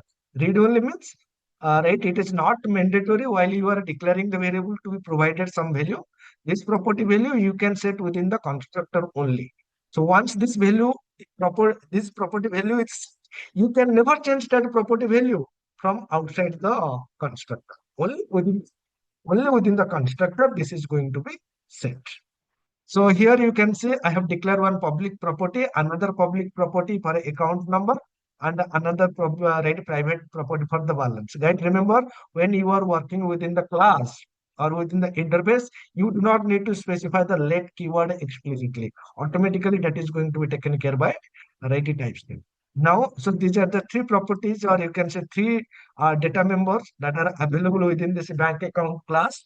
So to create a constructor only, if you are working with this C#, then the constructor name is going to be class name. Not that is not available. That is not in the case of a TypeScript. In TypeScript, if you want to create a constructor, you have to use this constructor keyword. And again, guys, remember constructor overloading is also available, right? So you can create different types of a constructor. I mean, different number of a constructor. The same constructor you can you cannot create multiple times, right? So, so for example, account balance, right? Here I'm providing this one. So why I'm getting this error?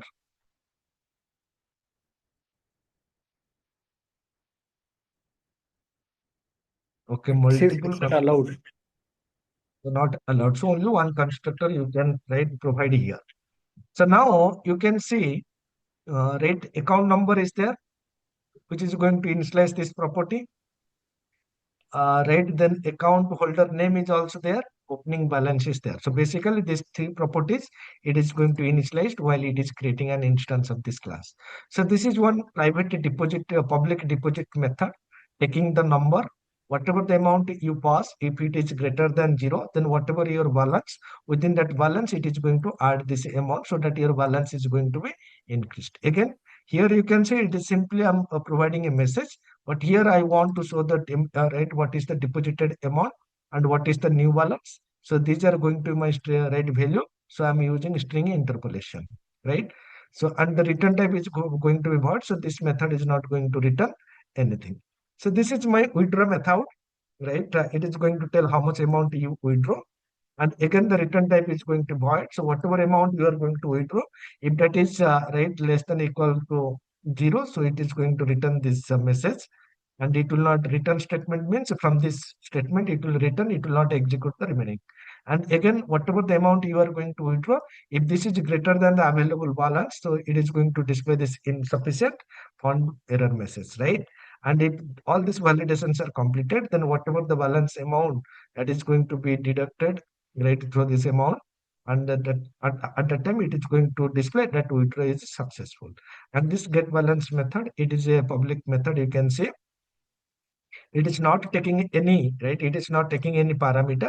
Simply it is returning the balance. So this balance is which type of a balance? It is a number. So the data type or the return type of this method is going to return a number. That value it is going to return. Clear? Clear, guys? Yes. Clear. Yeah. I'm creating a class. I'm creating a constructor which is going to initialize the properties of this class.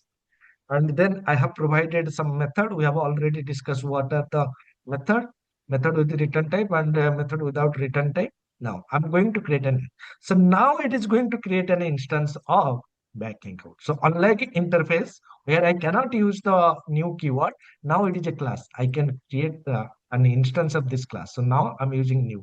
Whatever the constructor parameter, those parameter I'm specifying here, right? And it is going to create an instance. So once it create the instance, right, I can access the account holder name property. I can access the account number property. So why I'm able to access these two properties, account holder name and account number, because these two properties are public.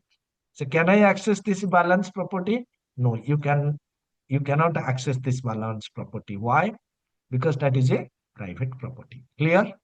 For example, if you see here, can I access the account balance? No. Why? No, sir. Because this is a private property, right? Again, in this case, this account number, right? Whatever the account number. So what type of property is this? Read Read only. only. Read only. Read only means what? That can only be initialized within the constructor. But now, if I try to initialize this outside of the constructor, then see what happening. So I'm going to set this account number. What I'm getting here, it is a read-only property. So you cannot reassign this property value right outside of the constructor. That error message you are going to get. Now you can call the deposit method, you can call the withdraw method, and you can call this get balance method, which is going to display the amount. Clear? So now open the terminal, right? It is going to build and it is going to execute. So now you are getting the output. Account holder Pranay Raut, account number you deposited 2,000. New balance is this. Withdraw 1,000. New balance is this. Final balance is going to be this one. Clear, guys? Yep. Okay, what is Sir, the the difference? read-only fields, Yes. the read-only fields in C sharp, we can initialize while declaration or either in the constructor. But in the TypeScript, we can only No. initialize in the constructor. So what I'm saying, so if you provide here some default value, that is fine. So for example, I provided here ABC. That is fine. What exactly it means? Now, if you provide here, that is fine. You can only update this value within the constructor, but not outside the class. So basically, it is the default value. But when the instance is created, that constructor is going to be executed. So once the instance is created, you cannot provide it, right? You cannot update this value. Clear? Yes, sir. Right? So that is possible.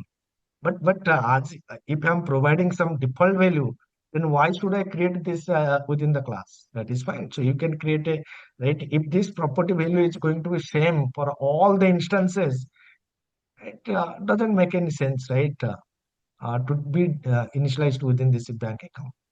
But yes, if you want, you can provide some default value. That is absolutely fine. Clear? But if you don't, if you want to ensure that this value is going to be common, this value is going to be same for all the instances, better to declare that was that one with a const only. Clear? Because constants that needs to be assigned at the time of a declaration can never be changed. Read only means you can assign some default value that can only be changed within the constructor. Clear? So what is the difference between class and interface? Right? A class is a blueprint to create an object. Now, one more thing I need to show you here. See? So it is right. If you see the JavaScript code, it is showing this one. So this is going to be a new book account. And here you can see the signature showing this bank account function, bank account, right? So that's what you need to understand. So it is, you can see it is creating an instance of a bank account, not a plain JavaScript object. So now, right, what is the difference between, you can see, runtime versus a compile time? Class exists at, right, a class exists at runtime. Interface exists only at compile time. So interface you will not see in JavaScript code, but you will see class file within the JavaScript code. That's what I have shown you here. This is bank account. This is exist. Interface earlier I can show you. It is created a simple JavaScript object. Interface name is not available. Can you create an object class? Yes. Interface no. Implementation, that class can implement method with the full code, but interface only provide the signature. Constructor, class has a constructor, interface has a no constructor. Rules and relationship, class can extend another class. Class can implement interface. Interface can extend other interfaces, but cannot implement a class. Interfaces are best for TTOs, API models, and for models. Class are best when you need both logic and data. If you want to implement some behavior logic, class are going to be the good. So use interface when you only need the data set. Use class when you need both data and behavior. Clear? Clear, guys? Yes. Right. So last thing what we are going to discuss today, remaining thing we will discuss tomorrow, right? The remaining part of TypeScript. And again, guys, remember you are learning a new programming language. So in a single day, you cannot learn all the concepts. So we are splitting this session into two parts. Today we discuss some of the concept. Tomorrow we are going to discuss the remaining concept of a TypeScript. The last thing what we are going to discuss in today's session is inheritance. Inheritance means what? Right? Reusability. So basically, implementing the relationship between two instances. So this is the JavaScript code. So here we need to write the TypeScript. Clear.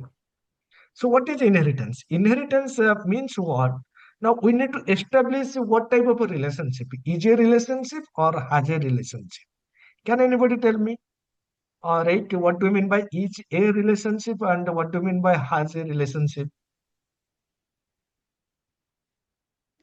If we use the parent-child relationship, means one class is inherited from another, then it is a easy relationship. And if we use a variable of the type inside a class as a property, then this has a like. How you will decide whether you need to go with the is a relationship or you need to go with a has a relationship? Decision taking is important.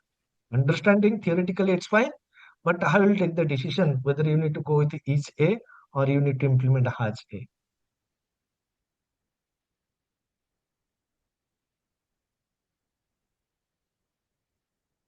I So think what? inheritance has a relationship. Sorry. Has a relationship, right? Inheritance. See, this is where you guys are lacking.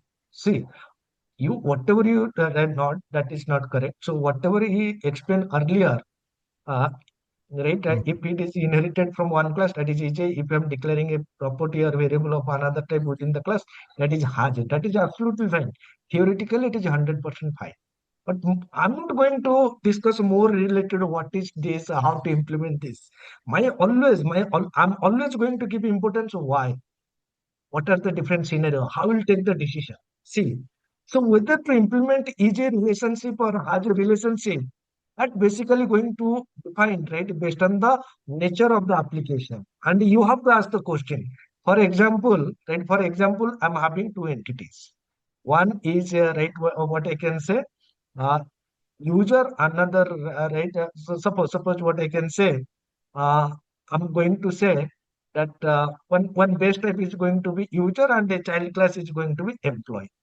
So can I call employee is a user? That English sentence is correct or not? Employee is a user? Correct. Correct. Now I'm having another class vehicle and another class user. So can I call user is a vehicle? Is the sentence correct? No. But if I say user has a vehicle, is that correct? Yes. So now coming to the previous, can I call employee has a user? Is that sentence making sense? No. So basically, as whenever we are implementing OOPS concept means what? We are establishing the object-oriented relationship. Means what? Whatever happening in the real world, that what we are implementing programmatically. So at the same time, whatever sentence, whatever statement we are going to represent, is that statement making sense? If it is making sense, then only implement. Technically, programmatically, if I am implementing right parent-child relationship between a vehicle and user, it's fine. If I'm implementing has a relationship between user and employee, that is also possible. But does that make sense? No. So whatever statement you are going to represent, is that statement making sense, right? If it is making sense, implement this one. Now, if you want to implement, right, for a given scenario, right, if someone asks you, should I go with the easy relationship or should I go with the has a relationship? Can you take the decision?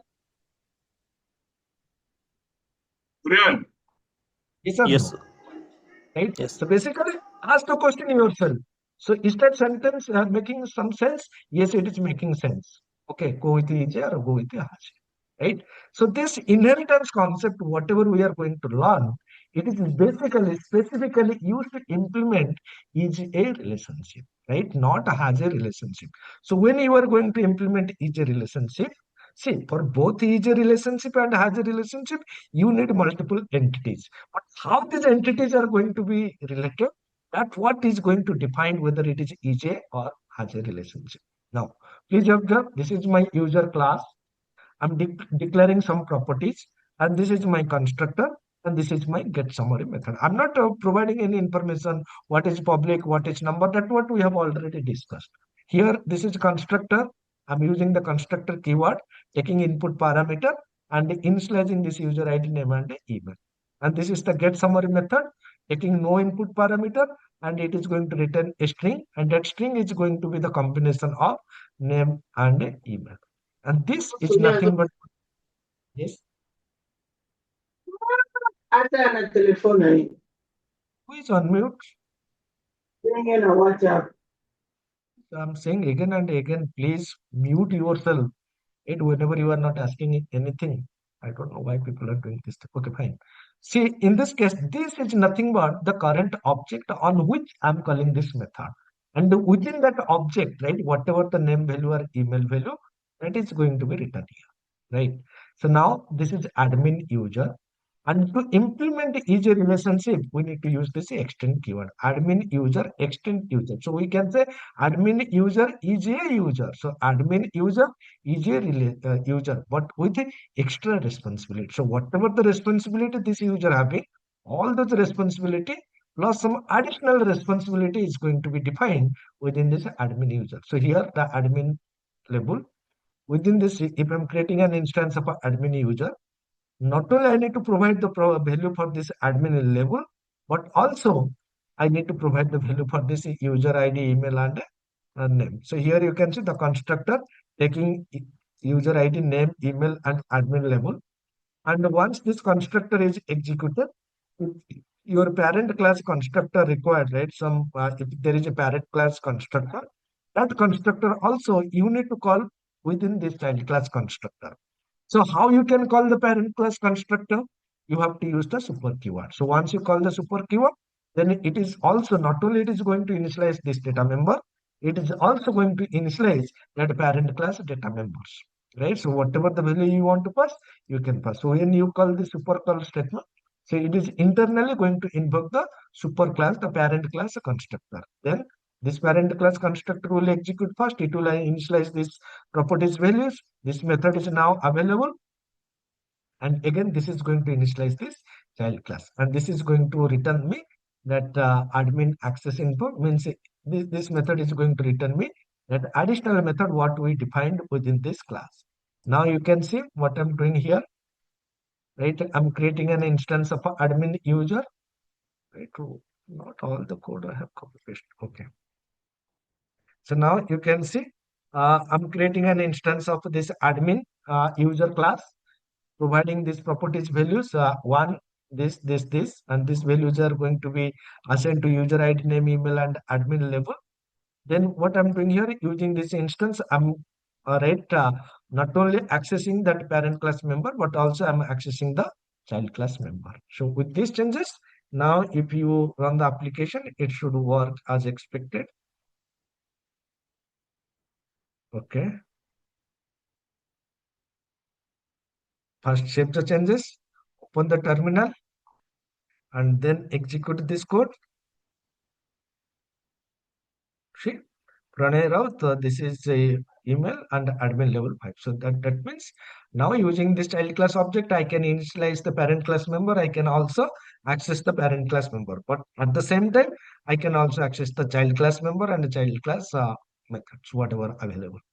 So using child class instance, I can access both parent and child class members. Clear? Clear, guys?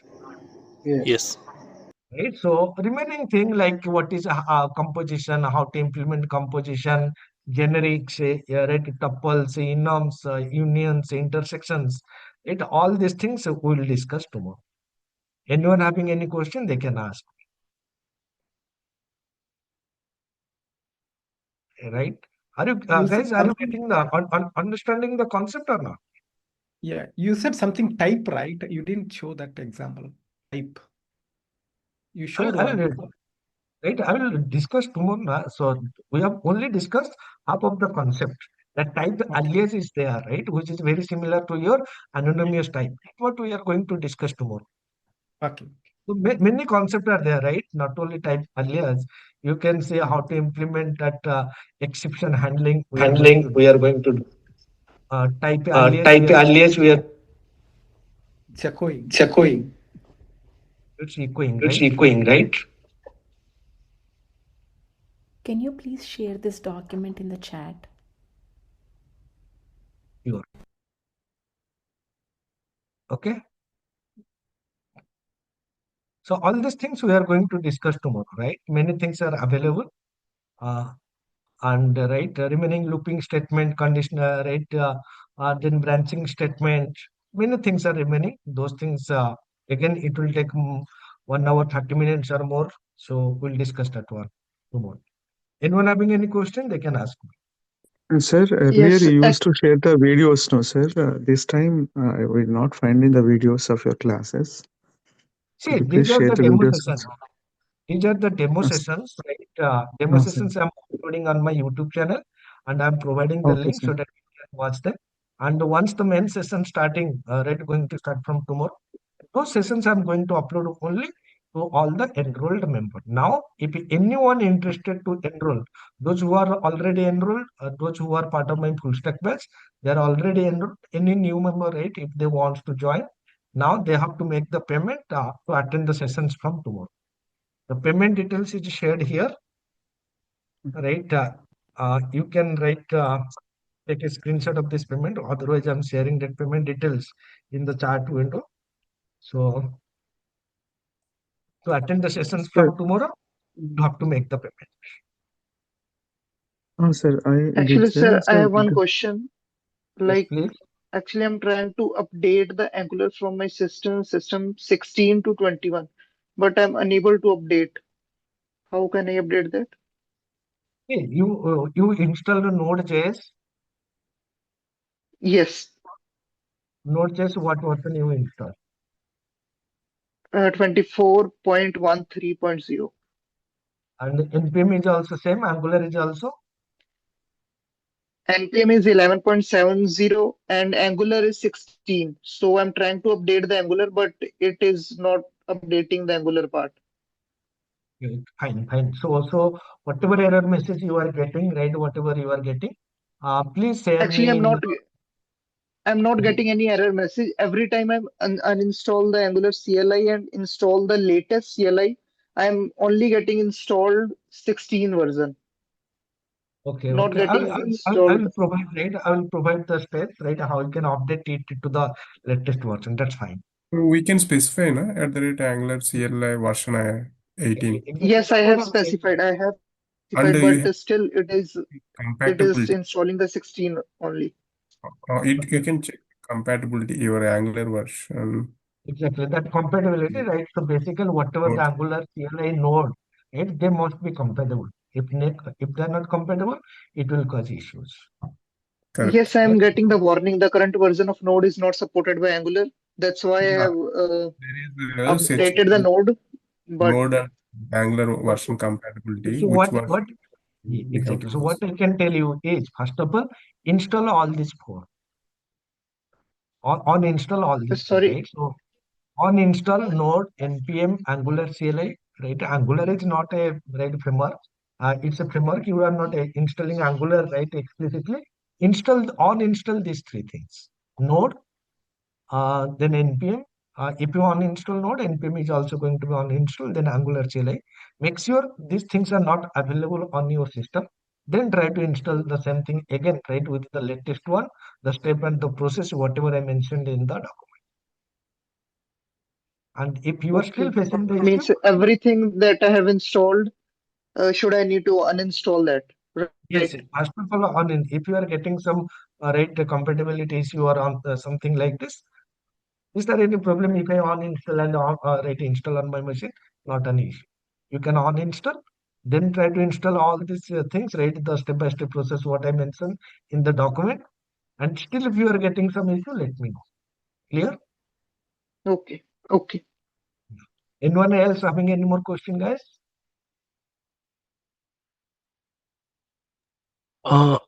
So in like C#, base class constructor get automatic call even if in TypeScript we need to call. No, base class constructor never get called automatically. You have to pass the right. You have to call right where you are creating the constructor. You have to specify dot and open close parenthesis, and that parameter value you need to pass. See, automatically called when that base class constructor having the default constructor. If default constructor is there, that is going to be called automatically. But if the base class having parameterized constructor, you have to call while creating the child class instance. Clear? So there are two different mechanisms, whether the base class having right a default zero argument constructor or it is having a parameterized constructor. If parameterized constructor, you 100% you have to call that constructor. Okay, sure. Okay, means Sir, in in TypeScript, also like define the constructor without parameter, then in that case also we need to pass super or like how? So if default is right, if then parameter less constructor, right, automatically you have to call to without passing any parameter. Okay. Right. Yes, anyone else having any more question? Even constructor we are going to discuss tomorrow. We have just discussed something, but constructor is a separate example I'm going to give you. That what also we are going to discuss tomorrow. Yes, anyone else having any more question? sir, multiple inheritance is possible with TypeScript? No, only one-to-one